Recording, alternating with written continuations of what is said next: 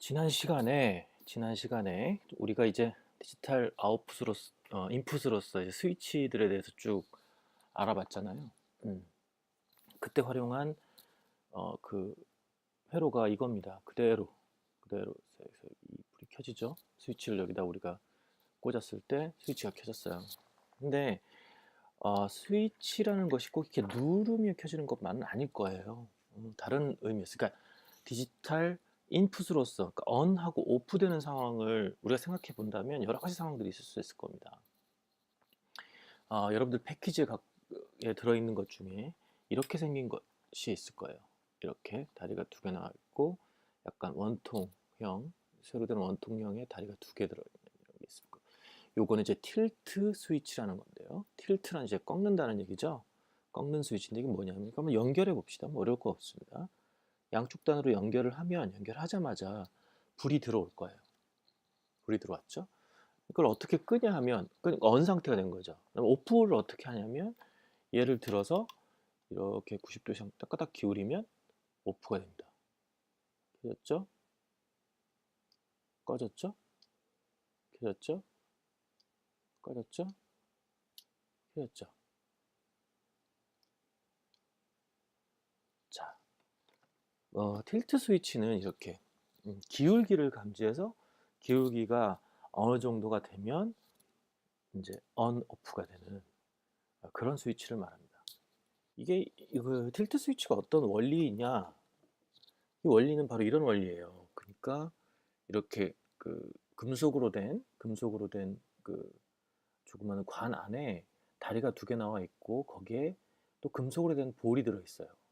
그래서 이 볼이 그냥 중력에 의해서 밑으로 내려와 있겠죠. 그러면 자연스럽게 이 두 개의 다리가 서로 연결될 겁니다. 그러니까 언 상태가 되는 거죠.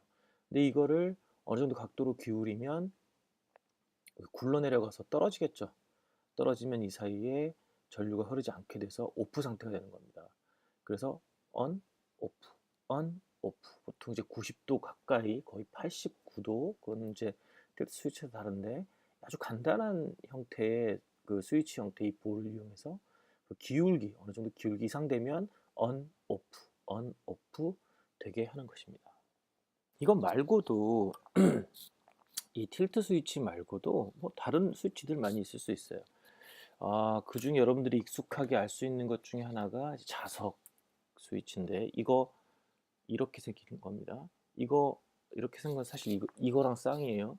이거랑 쌍인데 이거 어디서 볼 수 있냐면 그 화장실 문 같은데 문을 열면 이제 불이 꺼지고 문을 닫으면 켜지고 하는 그 스위치는 사실 이 스위치입니다. 이게 자력을 이용한 스위치인데 이것도 한번 꽂아 봅시다. 이렇게 똑같습니다. 이렇게 양쪽 양단을 꽂고 자, 요 부분에 이거를 이렇게 탁 갖다 대면 불이 켜집니다.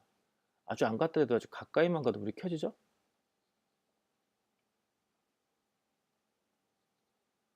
자, 그죠? 네, 그렇습니다. 이 스위치는 사실 자석의 힘을 이용하는 건데 뭐라고 부르냐면 read 스위치라고 부릅니다. R-E-E-D read 스위치라고 불러요.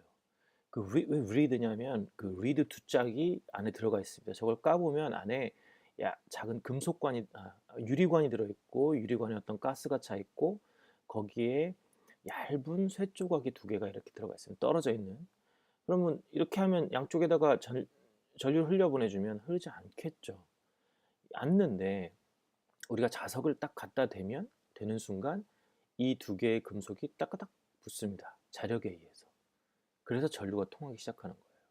그래서 이 자석을 어느 정도 가까이 갖다 댔느냐 이 그 리드 스위치의 능력에 따라서 조금만 가까이 돼도 딱 붙을 수 있고 아주 가까이 돼야 붙을 수도 있고 그렇게 되는 겁니다.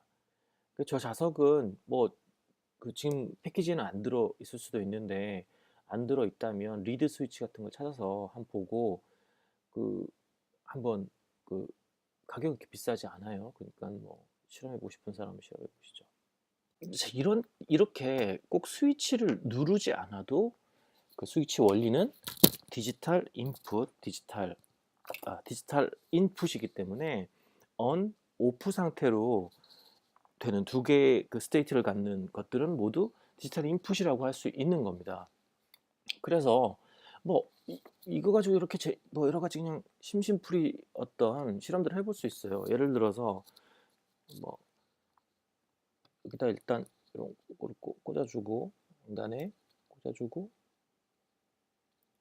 그러니까 전기가 통하는 어떤 것들이든 사실은 그 전기가 통하는 어떤 것들이든 갖다 닿으면 서로 전기가 통하기 때문에 그거를 디지털 인풋으로 사용할 수 있는 거죠. 그러니까 예를 들어서 우리가 주위에서 찾을 수 있는 것들 중에 전기가 통하는 게 뭐가 있나 보니까, 그래서 우리 흔히 쓰는 플라이어 전기 통하죠. 그렇죠.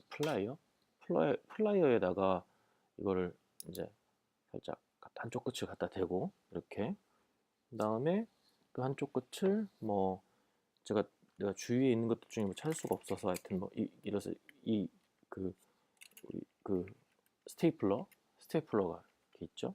스테이플러를 갖다 놓고, 그다음에 플라이어 갖다 놓고 보세요. 들어오죠? 디지털 인풋입니다. 그죠?